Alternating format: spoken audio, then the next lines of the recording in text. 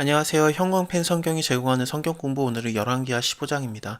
이스라엘 왕 여로보암 27년에 유다에서는 아마샤의 아들 아사랴가 왕이 되었습니다. 아사랴 우시아 왕이랑 같은 왕이에요. 이름이 우시아고 아마 별명이 아사랴일 겁니다. 여기도 아사랴라고도 나왔다가 우시아라고도 나왔다가 또 아샤라라고도 나오고 이름이 왔다 갔다 하죠. 근데 우시아예요. 그냥 그렇게 보시면 됩니다. 이 사람은 우시아는 그 52년 동안 예루살렘에서 그 유다에서 다스린 왕이에요. 그래서 오래 살아 있었는데 처음에는 좀 잘했어요. 뭐 그 아버지였던 아마샤의 모든 행위대로 여호와 보시기에 정직히 행하였으나 산당을 제하지 아고 백성들이 그것 때문에 이제 그 산당에서 제사 드리게 분향하게 만들었던 자거든요. 산당은 히스기야 때 가야 이제 한참 지나야 좀 정리가 됩니다. 그리고 어쨌든 그 우시아가 잘하긴 잘하다가 막판에 좀 교만해져가지고 이제 그 문둥병에 걸리게 돼요. 다른 데서는 왜 문둥병에 걸렸는지 정확하게 설명이 됩니다만 열왕기 상하에서는 그게 그냥 잘 설명을 안 해줘요. 왜 이런 일이 있었는지, 왜 전쟁에서 졌는지, 왜 갑자기 반역을 당했는지, 뭐 역대상하에서는 이랬기 때문에 하나님께 뭐 반역을 했기 때문에 하나님을 버렸기 때문에 뭐 우상을 섬겼기 때문에 그가 모반을 당해서 죽었다. 그래서 다른 사람이 왕이 되었다.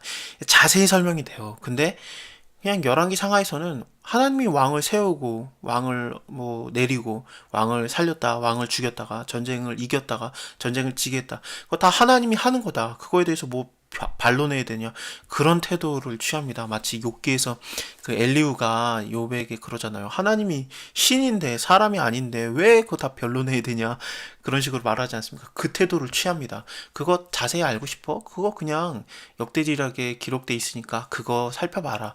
이런 태도를 취합니다. 좀 강해요.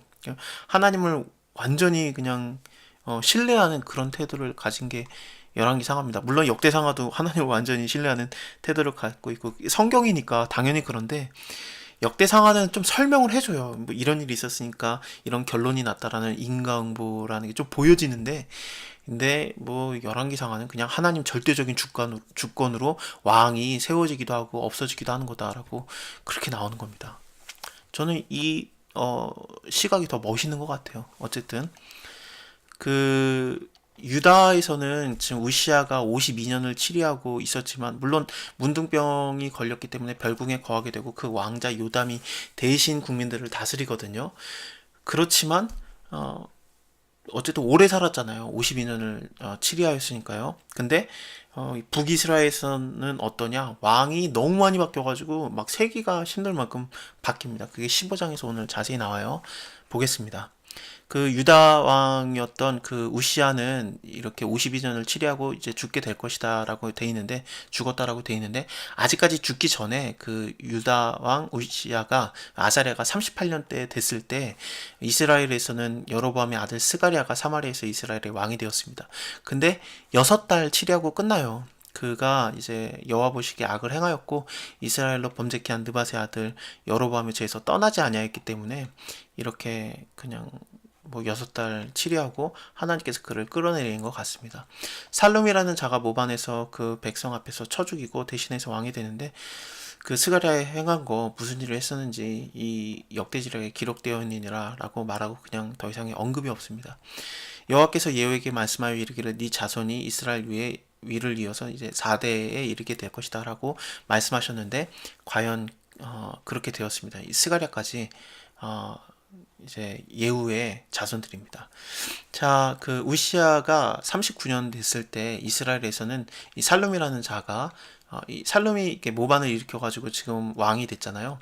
그가 왕이 되어서 한 달 치리해요. 한 달 치리하고 거기서 이제 또 죽는 겁니다. 일단은 가디의 아들 문하임이 디르사에서부터 사마리아로 올라와서 야베스의 아들 살룸을 거기서 죽이고 대신해서 왕이 되는데 이 문하임이라는 자는 한 10년 치레하였습니다. 그래서 좀 길게 치레하긴 했는데 여호와 보시기에 또 악을 행하였고 이스라엘로 범죄케 한 느밧의 아들 여로보암에 죄해서 평생 떠나지 않았어요. 그 베델과 단에다가 금송아지들을 갖다 놓고 이게 너희를 애굽에서 인도해낸 여호와다. 그래서 백성으로 하여금 그 우상 숭배를 하게 만들었던 그런 죄를 떠나지 않고 있는 겁니다.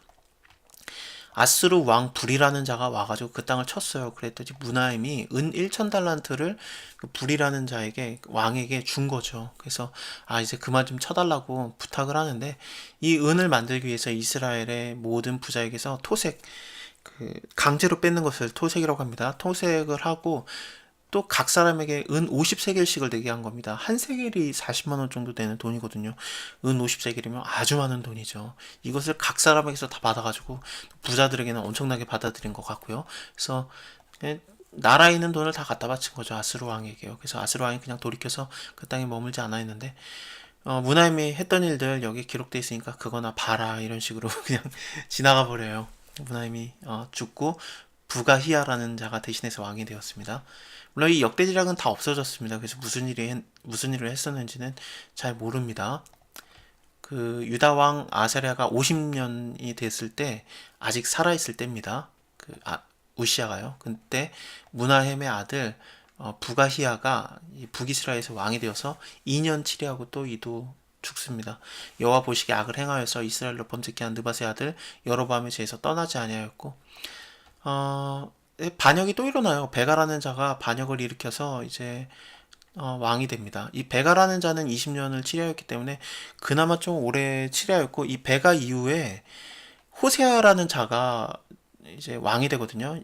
이 베가라는 자도 이제 반역을 당해서 죽는데 호세아라는 이 사람이 마지막 이스라엘의 왕입니다. 그리고 이스라엘이 멸망을 해요. 유다는 좀 더 살아남습니다. 근데 북이스라엘은 이제 끝나는 겁니다. 이 호세아라는 사람이 그 선지자 호세아는 아니에요. 호세아서를 쓴 호세아는 아니고 동명이인인데 왕 호세아입니다. 근데 놀랍게도 그 무나임이라든지 부가히야라든지 베가라든지 호세아 이 북이스라엘의 왕들이 있을 때 활동했던 선지자가 호세아 선지자입니다. 그래서 그 왕 호세아랑 그리고 선지자 호세아가 동시대 사람이기는 합니다. 좀 재밌네요. 어쨌든 이런 식으로 왕들이 계속해서 바뀌고 있어요. 이스라엘 왕 르말랴의 아들 베가가 2년에 유다 왕 우시아의 아들 요담이 왕이 되었다. 위에 나갈 때의 나이가 25세라. 예루살렘에서 16년을 치리하였습니다. 그는 그 요담이 그 붙인 우시아의 모든 행위대로 여호와 보시기에 정직히 행했지만 산당을 제하지 아니해서 백성들이 오히려 산당에서 제사를 드리고 분향했는데 그래도 뭐 여호와의 전에 윗문을 건축하는 거라든지 좀 잘한 것들이 몇 개 있기는 합니다. 산당을 없애는 거는 그 히스기야 때 되니까 우시아 다음에 요담이었죠. 그리고 요담 다음에 아하스가 왕이 되는데 아하스의 그 다음 왕이 히스기야입니다. 히스기야 때 이제 산당이 정리가 됩니다. 그때 여호와께서 비로소 아람 왕 르신과 르말랴의 아들 베가를 보내어 유다를 치게 하였더라. 요담이 그 열조와 함께 잠에 그 조상 다윗성의 열조와 함께 장사되고 그 아들 아하스가 대신하여 왕이 되니라. 아하스가 나오는데 그의 다음이 히스기야가 되는 겁니다. 자, 다음에 16장 보면서 아하스 얘기를 이어서 보겠습니다. 감사합니다. 다음에 뵐게요.